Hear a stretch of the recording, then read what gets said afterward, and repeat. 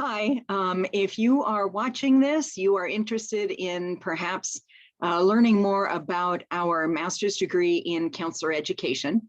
I am happy to welcome you to this recorded introduction to our program and what it entails in order to get admitted.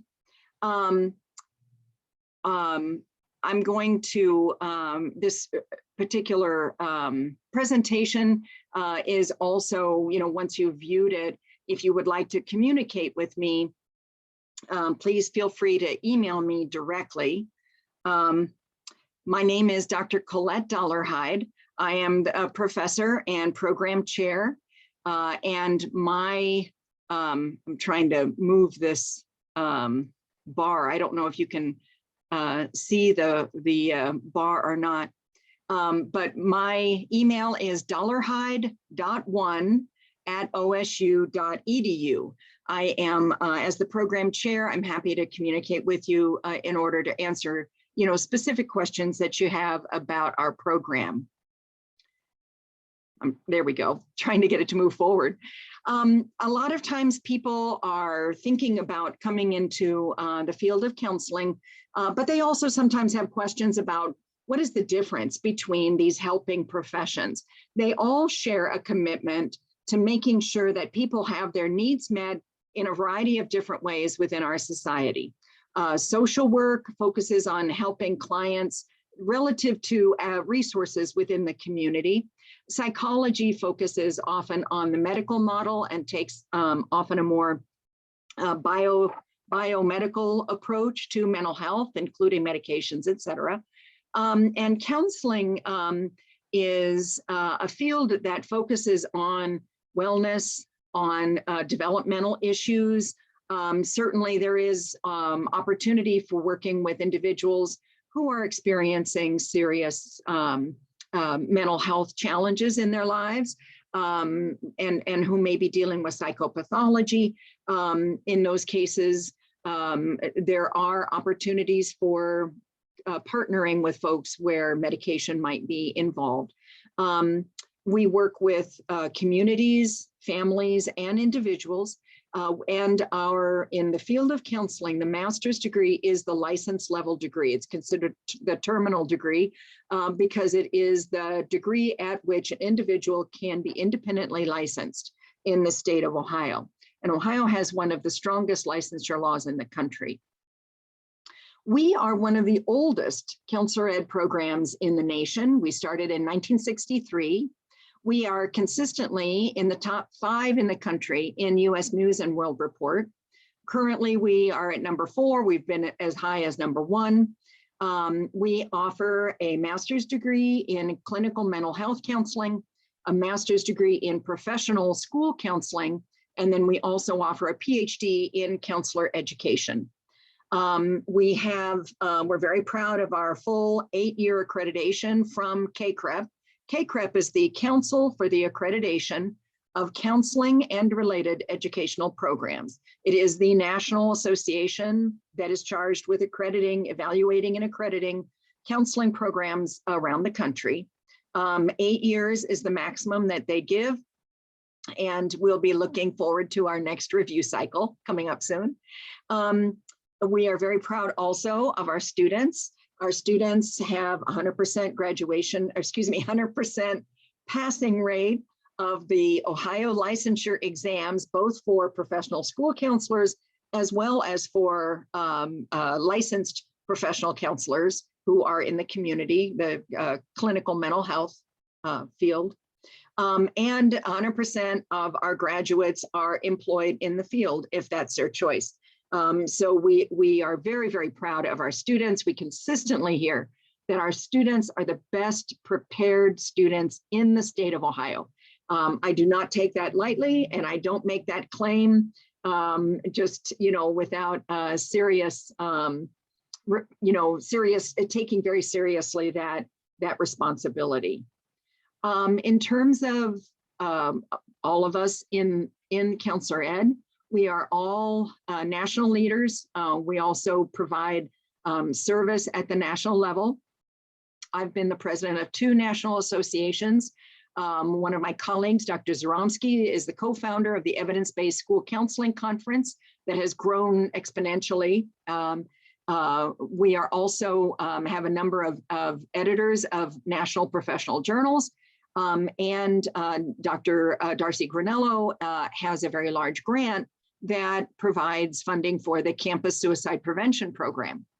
All of us have awards for teaching, research, and service. I'm very proud of our colleagues. We work very hard, and I think that we benefit the profession in significant ways. So here are my colleagues in alpha order. Me, Dollarhide, first name on the list, but and then Dr. Darcy Granello, Dr. Paul Granello, Dr. Capria Johnson, Dr. Tanya Middleton, Dr. James Moore is on our faculty. He is also the Vice Provost for Diversity and Inclusion for The Ohio State University. And then Dr. Brett Zaromsky is also a colleague. We also have a number of excellent adjunct faculty and instructors who you might get to work with. They are intentionally selected because of their expertise in the area as well as their ability to teach. So we're very proud of our colleagues. We also, excuse me, represent a variety of different research interests, professional identity, social justice, suicide prevention, wellness, social determinants of health, addictions, diversification of the counseling profession, ACEs, adverse childhood experiences, and protective factors for children, as well as evidence-based school counseling practice. And this is just an overview of some of our research interests. The only reason I share that with you is for those in the master's level.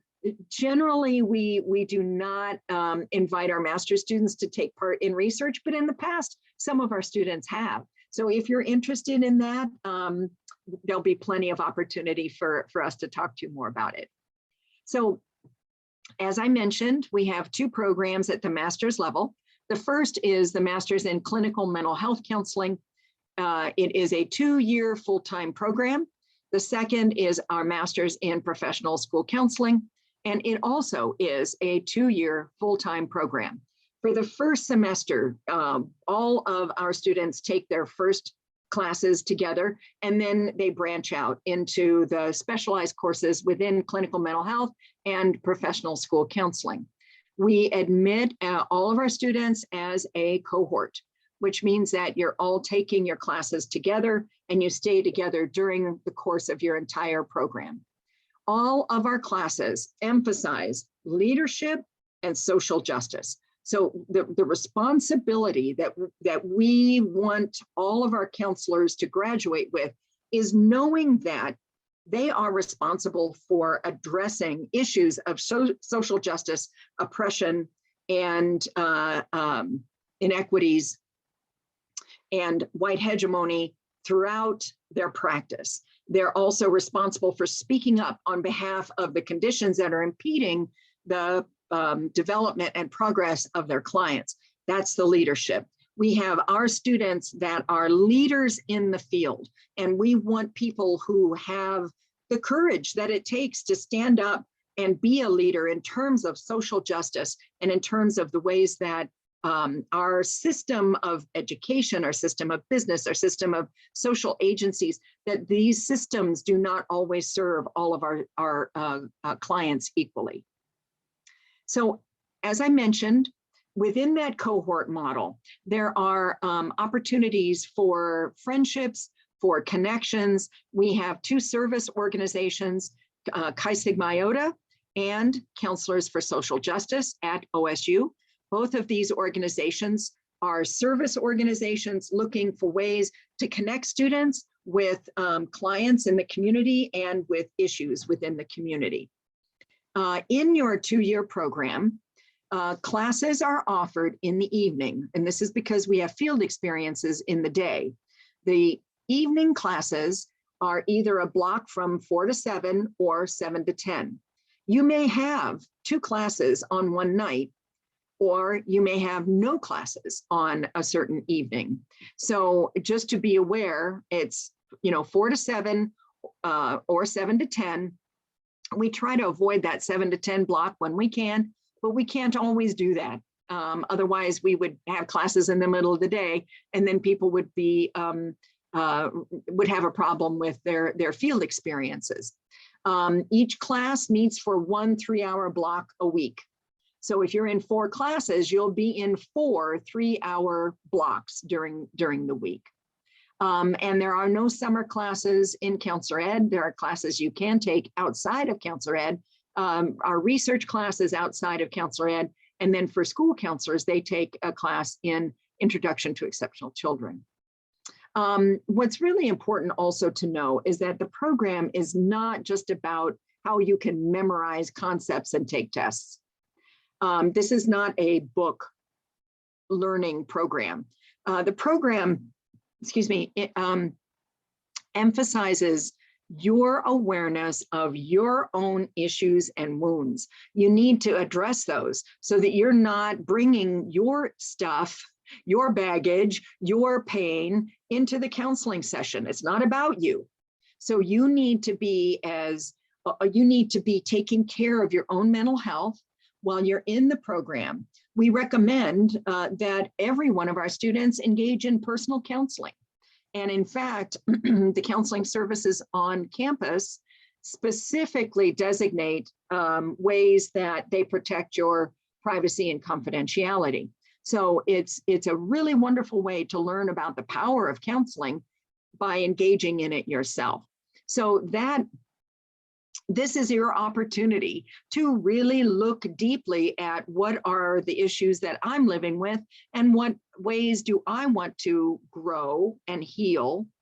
And that provides tremendous insight in understanding how to help your clients grow and heal. As I mentioned, the field experiences are very, very important. You'll have 2 different field experiences. One is called practicum, and it is 10 hours a week, and it starts in the spring of your first year. So think of this as fall, spring, year 1, year 2. In spring of year 1, you're in your practicum, and your practicum is about 10 to 12 hours a week. So in the field, practicing counseling, and your track, whether you're in school counseling or clinical mental health counseling, that will determine which kind of a site you have. Internship is the entire second year, and it is 20 hours a week of commitment. This cannot be squished into summer. This cannot be extended. It cannot be collapsed. It is 20 hours a week, both semesters of your second year. Obviously, there are implications there if you're working. There are implications there for life, having a family, etc. It's just, I'm trying to make sure that you have the information that you need to decide, how will life look, if you are interested in our program. For our school colleagues, those sites are assigned. We ask you what school levels you're interested in, and then because we have to train the supervisors, and we want to make sure that the program that they're running is consistent with professional school counseling, which is not about scheduling, and it's not about discipline, and it's not about testing. Professional school counseling is providing counseling and going into the classroom and working with teachers, but the foundation of your professional identity is counseling. In the clinical mental health track, you will work with the clinical placement director to find a site that matches your interest levels. So if you have a passion for working with individuals with eating disorders, then our clinical placement director can help you find that. If you have a passion working with individuals who are living with addictions, then she would help you to locate those opportunities. And then you would go about engaging in conversations with them about, the practicum and internship experiences. In a very unique combining of the two, it is possible also And this is something that kind of ebbs and flows, but it is possible to consider school mental health. And what this entails are clinical mental health licensed professional counselors who go into the schools in order to meet with students who have identified diagnoses, mental health diagnoses, such as depression, suicidality, anxiety disorder, etc. So those are the field experiences, just to kind of give you an idea of what that part of the training would look like. So students, back in the day, students could hopefully count on getting a GA. Unfortunately, graduate associateships, which is what they're called at Ohio State, they're rare now. Very, very rare, 1 or 2 at most a year, at most.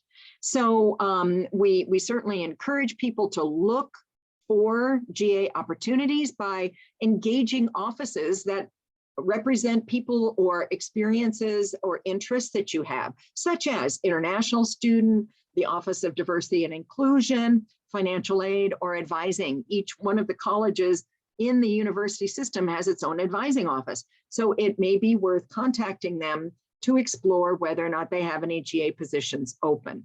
When we hear of a GA position, we post it immediately on a listserv that we keep for our students. Given that graduate associateships are rare, what we find now is that most of our students are financing their education by loans or by working. We know that working is the reality for most of our students now, and that it represents a challenge with a full-time commitment to your education. So just to be thinking about that. And to be aware of the field experiences. So you would need an opportunity to have flexible hours, for example, because we would expect you to prioritize your education in order to work around the hours that you would be required for internship and class. So what does it look like in terms of admissions? Our admission cycle is once a year, only once a year. We'll always get questions on this, so this is why I'm trying to emphasize it, once a year. And December 1 is the deadline. The system, the online system for making application comes open in August, every August, and it is a hard deadline, December 1. So please be aware of that. December 1 is the deadline. The GRE is not required, but you must have a 3.0 undergrad GPA. If you do not have a 3.0 or a 2.99, then the graduate school is the one that makes the decision about admissions. We can recommend, because that's all we do is we recommend, but the graduate school has to admit you. So that is an issue. When people say, oh, I only have a 2.7, 2.6, then you might want to consider taking some additional courses in order to say, to bring, to be able to make the argument that I can, that whatever caused that 2.7 is gone, is past, I am capable of managing graduate level work. Again, it is still the graduate school that makes that decision. We do not. You would also send in a letter of intent. And in that letter of intent, you want to talk about how your past, your present, and your future all bring you to counseling as the profession that you want to pursue. We do read those very carefully, very intentionally. They can be multiple pages. I wouldn't recommend more than 3 pages, honestly. But if you can, talk about things in your past, things in your present, and then dreams for your future, that is a very valuable way of us understanding how you see your life. And then letters of recommendation. And there are 3 letters of recommendation. We hope that you're able to get letter from prior professors or prior employers. If you've been a volunteer, absolutely. The supervisor of your volunteer experience, very nice. One of the things that we do not recommend is that do not ask personal friends or family to write your letters of recommendation. Those don't carry the same weight as a letter of recommendation from someone who knows your academic or your professional skills. They don't have to be from professors. They don't have to be from employers. People always go, oh my gosh, I don't have, contact with prior professors. That's fine. That's fine. Individuals who can talk about your demeanor, your professionalism, your ability to handle responsibility. I mean, after all, a counselor is someone who literally is holding the lives of clients in their hands. Counselors save lives. If you're working with someone who is actively suicidal, you have to know what to do. And you can't be, canceling appointments and rescheduling. And you have to take this as a very serious responsibility. And so people who can speak to your understanding of responsibility, that's great. That's who we want to hear from in terms of your letters of recommendation. There is a process for finding the application. So you would go to EHE.OSU, .OSU.EDU. On the top, open the academics tab. And then you'll kind of move over to click on counseling and psychological sciences. Within that tab, you will click on counselor education. And then you'll have 2 options, master's and PhD. And you will click on the master's tab and you'll scroll down to the very bottom of that page in order to find the link for starting the application. Okay, so it's go to EHE.OSU.EDU, click on the academics tab, click on the counseling and psychological sciences tab, click on counselor ed, and then within counselor ed, click on the master's page, okay? So your files come in during the holidays.